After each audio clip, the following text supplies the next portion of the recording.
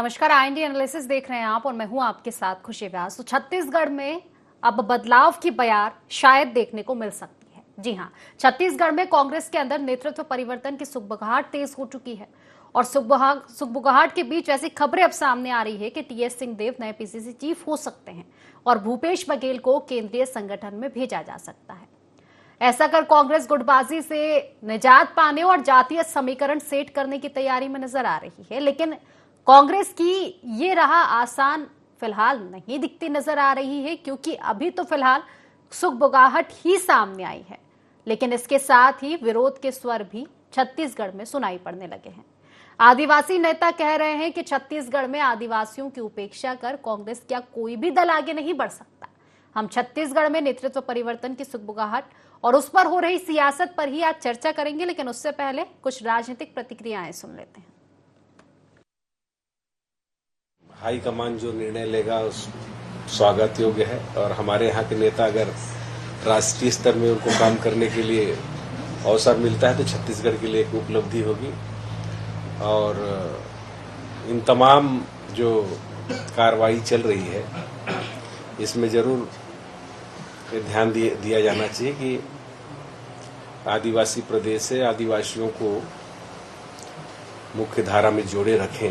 प्रदेश में भारतीय जनता पार्टी जिस फार्मूला को पकड़ी है, जिस केमिस्ट्री को पकड़ी है, उसको अगर आपको डाइल्यूट करना है, उसको अगर आपको क्रॉस करना है, तो आपको उसी के तर्ज पे चल करके और उसको उनके प्रभाव को कम करना होगा, तभी संभावना बनेगी। लेकिन इतना जरूर कह रहा हूं कि चाहे वो नेशनल स्तर पे हो चाहे स्टेट स्तर पे हो, आदिवासी विंग को अगर मजबूत करेंगे तो सत्ता में वापसी का राह आसान होगा। तो एक बार फिर से छत्तीसगढ़ में सुगबुगाहट के बाद तमाम चर्चाएं तेज हो चली है, क्योंकि नेतृत्व परिवर्तन की बात छत्तीसगढ़ में की जा रही है और अगर नेतृत्व परिवर्तन होता है तो फिर स्थिति क्या हो पाएगी, क्योंकि खींचातान कांग्रेस में देखी गई है, कांग्रेस में कलह की स्थिति भी देखी गई है और कयास ये लगाए जा रहे हैं कि इन्हीं स्थिति को समेटने के लिए, डैमेज कंट्रोल करने के लिए, स्थिति में सुधार करने के लिए कांग्रेस शायद नेतृत्व परिवर्तन कर सकती है।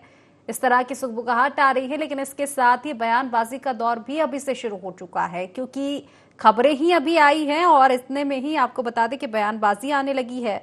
कांग्रेस की ओर से ही आदिवासी नेता का यह कहना है कि आदिवासी नेतृत्व कहीं ना कहीं छत्तीसगढ़ में कांग्रेस को देना चाहिए, क्योंकि बीजेपी भी उसी फॉर्मूले पर चल रही है और बीजेपी के जिस तरह के नतीजे रहे थे चुनाव के, कहीं ना कहीं फर्क उसका पड़ा है। तो कुल मिलाकर देखा जाए तो नेतृत्व परिवर्तन की बयार शायद छत्तीसगढ़ में देखने को मिल सकती है। फिलहाल कुछ कहा नहीं जा सकता, लेकिन सबसे बड़ा सवाल यह भी है कि क्या नेतृत्व परिवर्तन होने के बाद, क्या तमाम समीकरण बदलने के बाद स्थिति कांग्रेस में सुधर पाएगी। कुल मिलाकर देखा जाए तो तमाम तरह की बातें, इसी को लेकर आज हम चर्चा करेंगे। चर्चा की शुरुआत से पहले खास मेहमान हमारे साथ जुड़ चुके हैं। सबसे पहले आपका परिचय करवा देती हूँ। हमारे साथ कांग्रेस प्रवक्ता अंशुल मिश्रा जी जुड़ चुके हैं। बीजेपी से हमारे साथ तौकीर रजा जी जुड़ चुके हैं और जल्द ही हमारे साथ वरिष्ठ पत्रकार मनीष वोरा भी जुड़ेंगे चर्चा में। लेकिन फिलहाल चर्चा की शुरुआत में कर लेती हूँ अंशुल जी से। अंशुल जी, देखिए, सुगबुगाहट एक सामने आ रही है कि आपसी जो खींचातान देखने को मिल रही है, या फिर यूं कह दे कि कांग्रेस को और भी मजबूती लाने के लिए कारण जो भी हो कि शायद नेतृत्व परिवर्तन हो सकता है। लेकिन खबरें तो अभी सामने ही आने लगी, लेकिन उसके पहले बयानबाजी भी शुरू हो चुकी है कि अगर नेतृत्व परिवर्तन होता है, अगर बदलाव की बयार आती है, तो कहीं ना कहीं ये डोर जो आदिवासियों के हाथ में दी जाए। क्या कहेंगे? सर्वप्रथम तो मैं आपको और आपके माध्यम से जुड़े हुए हर एक व्यक्ति को नमस्कार करता हूं। और ये राजनीतिक महकमे की एक हलचल है, जिस प्रकार से आप स्वयं कह रही हैं और आप स्वयं अपने श्रीमुख से कह रही हैं कि यह एक सुगबुगाहट होती हुई नजर आ रही है। इसका मतलब यह है कि भविष्य के गर्त में क्या छुपा है ये ना आपको पता है ना हमें पता है। लेकिन इतनी ही बात इस बात को भी इंगित करता है कि जो परिवर्तन है वो प्रकृति का नियम है। आज नहीं, परिवर्तन कल होना है, चाहे वो कांग्रेस हो चाहे कोई भी राजनीतिक संगठन हो। परिवर्तन प्रकृति का नियम होता है और उसे जिसने अपनाया है वो आगे बढ़कर आया है। अब तीसरी बात, आपने यह कहा कि आदिवासी नेता इस प्रकार का बयानबाजी कर रहे हैं। तो मैं तो आप ही के माध्यम से आदिवासी नेता का इतना सुंदर बयान सुन रहा था, और इससे ज्यादा लोकतांत्रिक बयान और उससे ज्यादा सुंदर बयान कुछ नहीं हो सकता। मैं समझता हूं एक आदिवासी प्रतिनिधित्वकर्ता को आगे आके इस प्रकार का बयान देना, यह सिर्फ कांग्रेस में ही संभव हो सकता है। बीजेपी की तरह नहीं होता है कि आदिवासी दिवस के दिन आदिवासी नेता को प्रदेश अध्यक्ष के पद से रातों रात हटा दिया जाता है और उसके बाद पता ही नहीं चलता है कि क्यों हटा दिया जाता है। ठीक है, वह अलग विषय है, उस पर कभी और चर्चा हो जाएगी। उन्होंने यह कहा कि जो शीर्ष नेतृत्व का निर्देश होगा, ठीक है, उन्होंने जो कहा तो आपने ये भी सुना होगा कि दबे स्वर में तो कहीं ना कहीं बीजेपी की उन्होंने तारीफ भी की है कि कहीं ना कहीं रीति नीति अच्छी है बीजेपी की, और आदिवासी नेता का फायदा बीजेपी को मिला है, तो कहीं ना कहीं हमें भी उस फॉर्मूले पर चलना चाहिए। मोहतरमा, मेरी एक छोटी सी आदत है कि मैं दबेश्वर की बात को ढंग से सुन नहीं पाता हूँ। हाँ। मैंने ऐसा कहीं नहीं सुना कि उन्होंने कहा कि बीजेपी बहुत अच्छी है, बहुत अच्छा सा काम कर रही है, या उनकी नीति नहीं, अच्छे से नहीं, आदिवासी नेता को लेकर बात कही है उन्होंने। ठीक है, चलिए आप अपनी बात। हाँ, उन्होंने आदिवासी नेता को लेकर बात कही है। तो आदिवासी लोगों का सबसे ज्यादा भला अगर किसी पार्टी ने संपूर्ण हिंदुस्तान में अगर किसी ने किया है तो वह कांग्रेस ने किया है। इसका सुंदर बहुत अच्छा इतिहास है। अब आने वाले भविष्य में क्या होने वाला है कि उस चेयरमैन के पद पर, अध्यक्ष के पद पर कौन बैठने वाला है, या कौन अभी जो बैठा है वही बैठा रहेगा, या बदलाव होगा, ये तो भविष्य के गर्त में छुपा हुआ है। इसके सिर्फ कयास ही हम और आप लगा सकते हैं। लेकिन यह है कि वही आदिवासी नेता ने बड़ी जिम्मेदारी पूर्वक और शालीनता पूर्वक आपके न्यूज चैनल के माध्यम से जनता को यह भी बताया है कि शीर्ष नेतृत्व जो प्रकार का निर्णय करेगा भविष्य में, वह सरमाथे रहेगा। इसे अनुशासन और लोकतांत्रिकता का एक बहुत जीता जागता संगम कहा जा सकता है। मैं इसे बड़ा सुगमता से और सुंदरता से इस बात को लेना चाहता हूं कि एक आदिवासी नेता आता है और अपनी बात बड़े सुंदर तरीके से कहता है। ये आदिवासियों की शान है, ये आदिवासियों की पहचान है कि अपनी बात को रखने का एक तरीका होता है। जितने सुंदर तरीके से उन्होंने रखा है, मैं समझता हूं कि इससे सुंदर तरीका और मेरे हिंदुस्तान में कुछ और नहीं। चलिए ठीक है, फिलहाल मैं प्रतिक्रिया ले लेती हूँ तौकीर जी। देखिए तौकीर जी, फिलहाल राजनीतिक गलियारों में यह हलचल है, स्पष्ट नहीं है, लेकिन हलचल यही है, और कहा यह भी जा रहा है कि शायद टीएस सिंहदेव नए पीसीसी चीफ बन सकते हैं, कमान उनके हाथ में आ सकती है, और ये बदलाव किया जाएगा तो आपसी खींचातान के चलते कांग्रेस मजबूती की ओर बढ़ेगी। जो कलह की लेकर आप जो तंज कसते हैं, कहीं ना कहीं वो तंज अब छूट जाएगा। तो क्या लग रहा है चुनौती बढ़ पाएगी? टीएस सिंहदेव की अगर हम बात करें, जाने माने चेहरे और उनको लेकर तमाम तरह की चीजें, तारीफें उनकी होती रहती है, सीनियर लीडर हैं, कुल मिलाकर देखा जाए तो क्या इस तरह की चीजें होती है तो तंज कहीं चुनौती में तो नहीं बदल जाएंगे? जी, सभी को मेरा नमस्कार। देखिए, ये कांग्रेस की अंदरूनी मामला है, इसमें हम अपन क्या कह सकते हैं। जो भी आए कोई फर्क नहीं पड़ता। और देखिए, भारतीय जनता पार्टी की जितनी जो रीति नीति है उसको ये फॉलो नहीं कर सकते, उसके आसपास भी नहीं फटक सकते। कोशिश शुरू की थी इन्होंने कुछ चीजों को परिवर्तन लाने की, लेकिन आज ये स्थिति है कि लोग यहाँ इनको छोड़ छोड़ के भाग रहे हैं। आज ये परिवर्तन कर भी ले तो उससे कोई फर्क नहीं पड़ने वाला, क्योंकि हर जगह से ये हताश हो चुके हैं, हर जगह से इनके लोग हारते जा रहे हैं। तो आज स्थिति इनकी ये स्थिति है कि नाव डूब रही है और लोग कूद कूद के भाग रहे हैं। तो ये स्थिति, कितने भी लोगों को ये बदल दें। और रही बात आदिवासी के भी, भाई अनुज भाई हमारे बात कर रहे थे आदिवासियों का जितना सम्मान किया, तो और हमारे बारे में कटाक्ष कर रहे थे। तो ऐसा है कि आदिवासियों को सम्मान आपने कब किया, जरा बताइए। कि इतने आदिवासियों को सम्मान करता तो हमारी राष्ट्रपति का जब चुनाव था, आदिवासी नेत्री बनने जा रही थी, पहली महिला राष्ट्रपति बनने जा रही थी आदिवासी, तो आपने क्यों समर्थन नहीं किया, क्यों उसने दूरी बना के रखी? तो ये सब दो बातें हैं, दो बातें ना करिए। रही बात हमारी भारतीय जनता पार्टी हमेशा आदिवासी को शीर्ष नेतृत्व में रखी। आज राष्ट्रपति, पहली महिला राष्ट्रपति है देश की, सर्वोच्च पद में बैठी हुई है। उसके साथ साथ हमारे प्रदेश के मुख्यमंत्री मुखिया जो है वो भी आदिवासी है। इसके पहले भी हमारे जो है आदिवासी नेतृत्व कर चुके, चाहे वो राम सेवक पैकरा जी हो, चाहे वो हमारे अभी विष्णुदेव साय जी भी पहले के नेतृत्व कर चुके हैं और बहुत अच्छा नेतृत्व किया। और आज मुख्यमंत्री बन के उस पद की शोभा को जो है बढ़ा रहे हैं, और जो छत्तीसगढ़ का नाम जिस प्रकार से साय कार्य हो रहा है वो भी बढ़ा रहा है। तो ये चीज दिखता है। लेकिन इनके यहाँ तो कितना भी परिवर्तन के लिए गुटबाजी बहुत ज्यादा हावी है। आप भी जानते हैं कि किस प्रकार से जब ये इनके मुखिया को पूर्व प्रदेश अध्यक्ष थे भूपेंद्र अपना बघेल जी, तो उस टाइम भी इनकी जब सीएम बनने की मामला आया था तब भी दिखा कि क्या स्थिति थी। उसके बाद इन्होंने 2.5 साल का फार्मूला चला, खुद इनके टीएस बाबा ने कई बार बोला, इस बात को जिक्र किया। तो किस प्रकार से गुटबाजी हावी रहे, उनको किस प्रकार से किनारे लगा दिया गया, और उनको ये 18 लाख आवास का पैसा नहीं दिया गया, 12 लाख आवास का, और उसके कारण से उनको इस्तीफा उस पद से देना पड़ गया। तो इतनी ज्यादा स्थिति इनकी खराब है और गुटबाजी हावी है। कुछ भी कर ले, कितना भी इनका परिवर्तन कर ले, लेकिन ये जो है मुझे नहीं लगता कि बहुत ज्यादा आगे बढ़ेंगे। मेरी शुभकामनाएं, जिसको जो भी आए अच्छी बात है, अगर करता है, कुछ करके दिखाता है तो अच्छी बात है। हमारी भारतीय जनता पार्टी ऐसा है जो शुचिता की राजनीति करती है, वो शुचिता किसी भी पार्टी में नहीं पाई जा सकती जो हमारी पार्टी में है। ठीक है, चलिए, कैडर बेस तो खैर जानी ही जाती है आपकी पार्टी।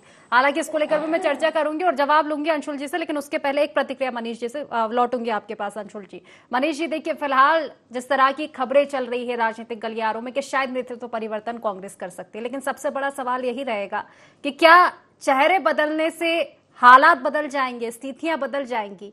क्योंकि पिछले चुनाव अगर हम देखें, जो रिजल्ट रहे हैं और उनका जब एनालिसिस कहीं ना कहीं किया जाता है, तो ये बात निकलकर सामने आती है कि चुनाव के सुर जैसे ही छिड़ते हैं छत्तीसगढ़ में, कांग्रेस में भी कहीं ना कहीं कलह के सुर सामने आते हैं, और ये सुर इस बार निकाय चुनाव में भी साफ तौर पर देखे गए थे। क्या लगता है, अगर ये जो सुगबुगाहटें हैं ये वास्तविकता में भी बदलती है, चेहरे बदलते हैं, तो क्या स्थितियां बदलने की संभावनाएं रहेंगी? देखिए, चेहरे बदलते हैं तो स्थितियां बदलेंगी कि नहीं बदलेंगी, ये तो भविष्य के गर्भ में है। लेकिन हाँ, एक बात ये जरूर है कि कांग्रेस का जो नेतृत्व है वर्तमान में, चाहे हम बात करने पिछले विधानसभा चुनाव की, लोकसभा चुनाव की, या अभी नगरीय निकाय चुनाव को लेकर के हम बात करें, तो ये तीनों ही चुनावों के दरमियान कांग्रेस एक तरीके से, विधानसभा को यदि हम अलग कर दें, उसमें भूपेश बघेल का नेतृत्व था, लेकिन उसके बाद के जो दो चुनाव है उसमें, लेकिन नगरीय निकाय चुनाव और लोकसभा चुनाव, इन दोनों चुनाव में एक तरीके से कांग्रेस बिखरी बिखरी नजर आई। और एक सांगठनिक रूप से जो चुनाव को, कैंपेन को जिस प्रकार से रन करना चाहिए, वो स्थितियां निश्चित रूप से कांग्रेस में कहीं नजर नहीं आई। वो बैस जो है वो लगातार प्रयास करते रहे कि मैं नेतृत्व को सही दिशा में लेके जाऊं, पार्टी संगठन को एक करके चलूं, मगर वो उसमें कामयाब नहीं हो पाए।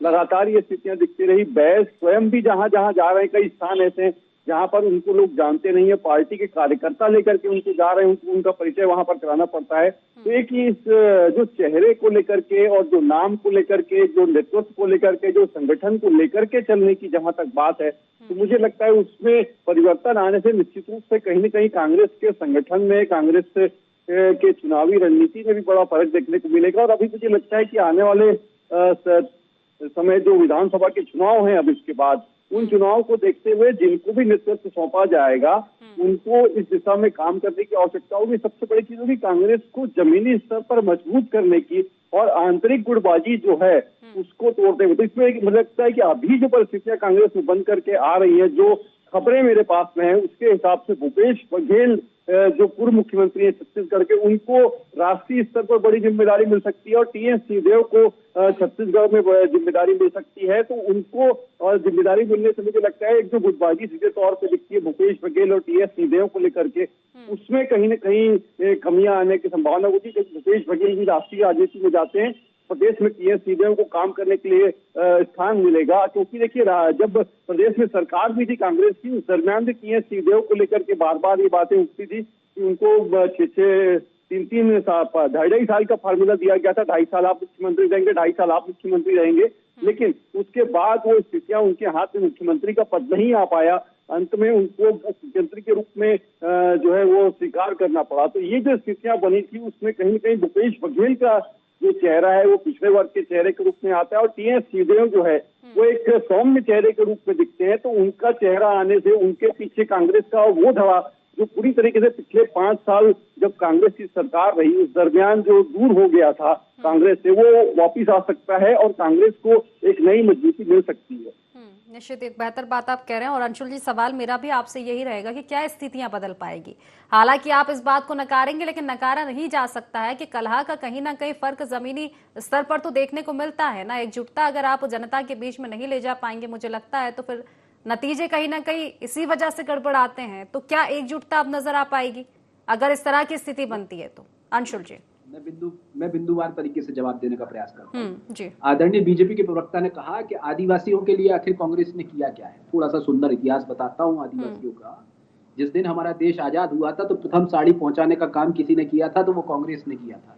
जिस दिन देश हमारा आजाद हुआ था उनके पास लाइट पहुंचाने का काम अगर किसी ने किया था तो आदिवासियों के लिए किया था, तो कांग्रेस ने किया था। और सबसे बड़ी बात, अगर आप आज भी पारंपरिक हिंदुस्तान में अगर खोजने जाएंगे तो जितनी भी राजनीतिक पार्टियां हैं राजनीतिक पार्टियां हैं, उसमें सबसे ज्यादा अगर आदिवासी नेता अगर कोई पाए जाते हैं तो वह कांग्रेस ही पाए जाते हैं। तो हमने ये कर दिखाया है। बीजेपी के प्रवक्ता ने दूसरा प्रश्न खड़ा किया कि श्रीमती द्रौपदी मुर्मू जी का विरोध इन्होंने क्यों कर दिया था। आदरणीय, थोड़ा सा आपको भारत का इतिहास, भारत का कानून एवं भारत का संविधान पढ़ने की आवश्यकता है।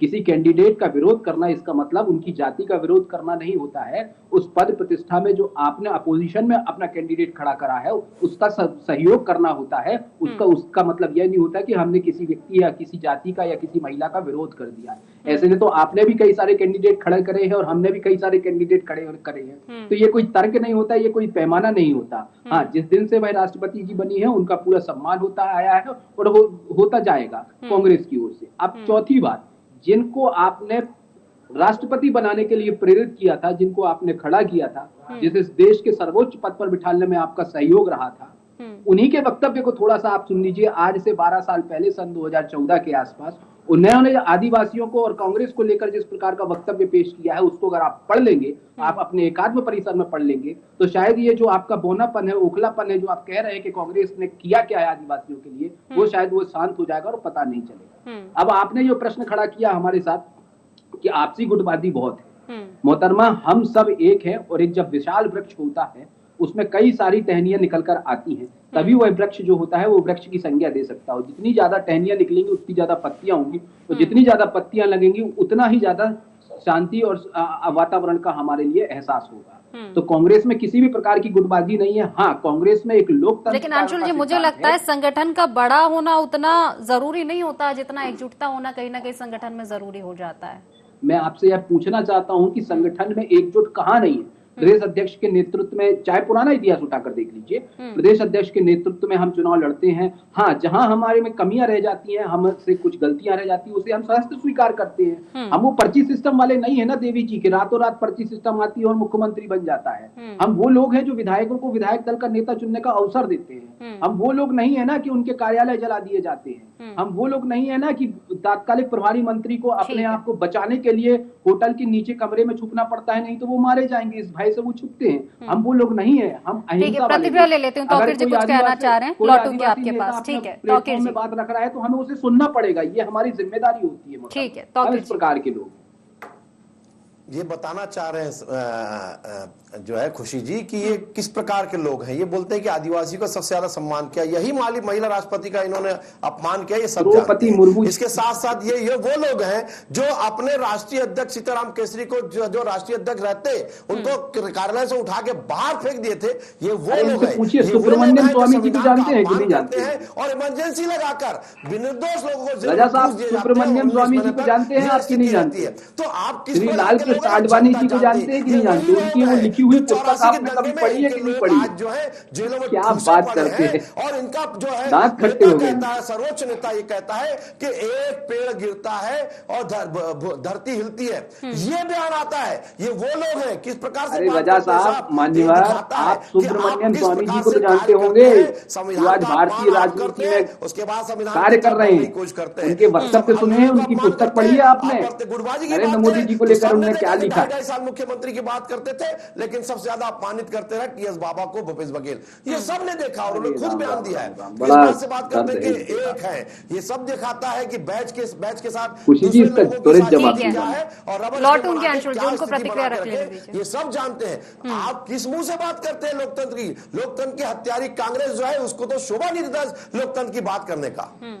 ठीक है, अंशुल जी, वो पर्ची सिस्टम में मुख्यमंत्री बन जाता है, उसमें तो बड़ा सुंदर लोकतंत्र हो जाता होगा। बिल्कुल आप सही कह रहे हैं, यही आपकी लोकतंत्र की रीति नीति है। अभी हमने ऐसा है कि रबर स्टैंप बारे में बताया, सब देखे हैं कि एटीएम के रूप में आपके अपना कैंडिडेट खड़ा किस प्रकार से पैसा पहुंचाते रहे और एटीएम के 10 जनपद को बना के रखे, ये सब जानते हैं। कैसा मुख्यमंत्री बनता है ये सब जानते हैं, जनता भी जानती है, इसलिए इनको यही नहीं पता। हमारा ऐसा मुख्यमंत्री नहीं बनता है कि एटीएम मशीन परिभाषा क्या होगी, यही नहीं पता है। एक एक करके प्रतिक्रिया रखिए। ये कार्य नहीं होता साहब, हमारे उस प्रकार से जिन्हें यही नहीं पता है कि राष्ट्रपति का चुनाव कैसे होता है, इन्हें यही नहीं पता है कि भारत का संविधान हमारे लिए जो आजादी देता है कि अगर कोई व्यक्ति राष्ट्रपति का चुनाव या महिला राष्ट्रपति का चुनाव लड़ रही है तो उसके खिलाफ भी कोई चुनाव लड़ सकता है। अपने बारे में बता रहे हैं, उनको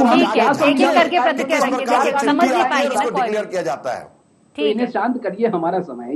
मैंने वही बात कही कि जिस प्रवक्ता को ये ना पता हो कि यही संविधान है, यही लोकतंत्र है जो हमें आजादी देता है कि राष्ट्रपति का चुनाव जो है वह कोई भी लड़ सकता है, वह किसी भी पार्टी से लड़ सकता है, किसी को भी खड़ा किया जा सकता है, उस पर समर्थन किया जा सकता पार्टी को और आपके उसके लिए भारतीय संविधान एवं संहिता एवं कानून हम क्या बताएंगे, इनके ऊपर हमें लज्जा आती है। क्या संविधान की बातें करते हैं? पहले संविधान में जाके देखिए कि इंदिरा गांधी ने किस प्रकार से संविधान। देखिए मुर्मू जी, क्या बार बार बातें कर रहे हैं, बार बार दोहरा रहे हैं। एक वाक्य मुझे भी याद आ रहा है कि अभी सुबुगाहटें तेज हुई थी, अभी काफी सियासत हुई थी बजट के एक दिन पहले जो अभिभाषण आया था उसको लेकर, फिर आप क्या कहेंगे उसको लेकर?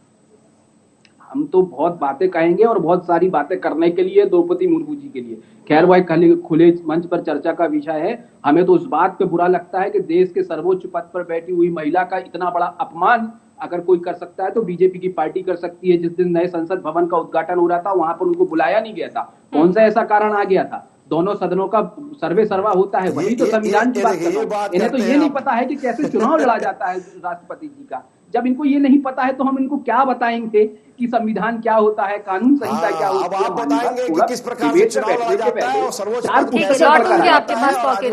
ठीक है, लौटूंगी, बस अंशुल जी अपनी बात पूरी कर ले, आपके पास लौटूंगी तौकीर जी। अंशुल जी ठीक है, वही इनसे कह रहा हूँ कि ये बीच में इंटरप्ट इसलिए कर रहे हैं क्योंकि इनकी मजबूरी है, इन्हें पता ही नहीं है कोई बात को। इनको ये भी नहीं पता है कि सुब्रमण्यम स्वामी जी ने नरेंद्र मोदी जी के बारे में क्या कहा है।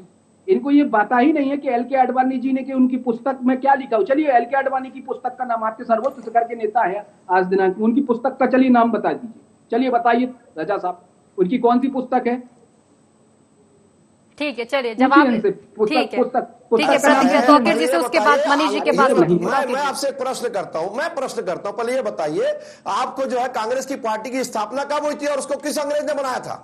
पुस्तक तो बता दो भाई साहब, आप जरा दे दीजिए ना जवाब, किस अंग्रेज ने बनाया था? जिसकी आपकी कांग्रेस पार्टी की जो स्थापना करने वाला एक अंग्रेज था और अंग्रेज की रीति नीति के हिसाब से आपकी पार्टी बनी थी, उसका नाम बता दीजिए। अरे एल के आडवाणी जी ने नरेंद्र मोदी के बारे में जो पुस्तक लिखी उसका नाम बता दो। ठीक है, तो ये दिखता है ये हुजूम की बनाई हुई पार्टी है और ऐसी अंग्रेजी नीति के हिसाब से देश में सिर्फ कुशासन किया, देश में किसी अंग्रेजों को हमने भगाया है, लड़ाई ठीक है, ये बहस होती रहेगी, ये प्रश्नोत्तरी चलती रहेगी। लेकिन मनीष जी देखिए, मुझे लगता है सबसे बड़ा सवाल फिलहाल जो डिबेट में देखने को मिल रहा है कि असली आदिवासी हितैषी कौन सी पार्टी है। प्रश्नोत्तरी यहाँ पर चल रही है, सबसे बड़ा सवाल यही है। और क्या लगता है मनीष जी कि कितना इम्पैक्ट ये डालता है? क्योंकि हमने देखा कि आदिवासी चेहरा बीजेपी ने कहीं ना कहीं दिया है, और अभी अमरजीत भगत जी का जिस तरह से कहना था कि बीजेपी ने कहीं ना कहीं आदिवासी चेहरा दिया है, और कांग्रेस को भी कहीं ना कहीं इस राह पर आना चाहिए कि आदिवासी चेहरा रहेगा तो शायद कांग्रेस के लिए ज्यादा बेहतर रहेगा। देखिए, आदिवासी को लेकर के जो बात चल रही, तो मुझे लगता है दोनों ही दलों में आदिवासियों को लेकर के केवल शुद्ध रूप से राजनीति हो रही है। कोई भी दल, मुझे लगता है चाहे भारतीय जनता पार्टी हो या कांग्रेस, वो आदिवासियों को, उनके हित को लेकर के कितना चिंतित है ये बस्तर में जाकर के देखा जा सकता है। बस्तर के अलावा और भी आदिवासी अंचल है देश के, वहां भी जाकर के देखा जा सकता है कि क्या स्थिति है। उनके जीवन यापन को, उनके जीवन स्तर को ऊंचा उठाने के लिए भी प्रयास करने की आवश्यकता है। तो किसी उनके वर्ग के व्यक्ति को नेतृत्व देकर के नहीं हो सकता, उनके लिए सही रूप से योजनाएं बना के और उन योजनाओं को ग्राउंड लेवल पर इम्प्लीमेंट करा के उनके जीवन स्तर को ऊंचा उठाया जा सकता है, तो ये ज्यादा सही होगा। देखिए, राजनीतिक प्रतिबद्धता में आप रहिए, ये बात करिए आदिवासी नेतृत्व को लेकर के, आदिवासी नेतृत्व हो, पिछड़ा नेतृत्व हो या अन्य किसी जाति का नेतृत्व हो, तो केवल नेतृत्व दे देने से केवल उनके वोट हासिल कर सकते हैं, मगर उनके जीवन स्तर को आपने कितना ऊंचा उठाया, उनकी जो आज स्थितियां हैं उन स्थितियों के जिम्मेदार कौन है, प्रदेश में नक्सलवाद की इतनी बड़ी समस्या है तो उसके लिए जिम्मेदार कौन है, इन चीजों को समझना होगा। और सबसे महत्वपूर्ण बात, मैंने पहले भी कहा कि आदिवासियों के हित की बात करने वाले आदिवासी व्यक्ति को यदि आपने, आदिवासी महिला को यदि आपने राष्ट्रपति बना दिया, तो इससे क्या पूरे आदिवासी वर्ग का उत्थान हो गया? क्या उनका जीवन स्तर सुधर गया? क्या इस बात को आपको समझना होगा। यदि आपने किसी आदिवासी को नेतृत्व दे दिया प्रदेश का, तो उससे कितना भला आदिवासियों का हो जाएगा, इस बात को समझना होगा। कोई आदिवासी व्यक्ति वहां बैठ रहा है, निश्चित रूप से वो उनके जीवन स्तर को जानता है, उनको ऊंचा उठाने के लिए काम करेगा। मगर बात यह है कि चेहरा कोई भी आदिवासी लाए, लेकिन आदिवासी चेहरा ला रहे हो तो सिर्फ एक व्यक्ति विशेष को फायदा नहीं बल्कि वर्ग विशेष को फायदा हो, इस और ध्यान देना चाहिए। नेतृत्व आप करवा रहे हैं, लेकिन उस वर्ग के क्या हाल चाल है ये भी कहीं ना कहीं जानना चाहिए, जमीनी हकीकत टटोलनी चाहिए, पार्टी कोई भी हो। फिलहाल समय की कमी, इसलिए चर्चा को समाप्त करना पड़ेगा। आप तीनों मेहमानों का बहुत बहुत शुक्रिया इस चर्चा में जुड़ने के लिए। तो देखिए, बदलाव के बयार के सुर छत्तीसगढ़ में सुनाई दे रहे हैं। हालांकि ये भविष्य के गर्द में है कि क्या बदलाव होगा कांग्रेस में, बदलाव होगा तो बदलाव के बाद कांग्रेस में स्थिति कैसी नजर आएगी। तो फिलहाल IND एनालिसिस में बस इतना ही। आप बने रहिए IND 24 के साथ। नमस्कार।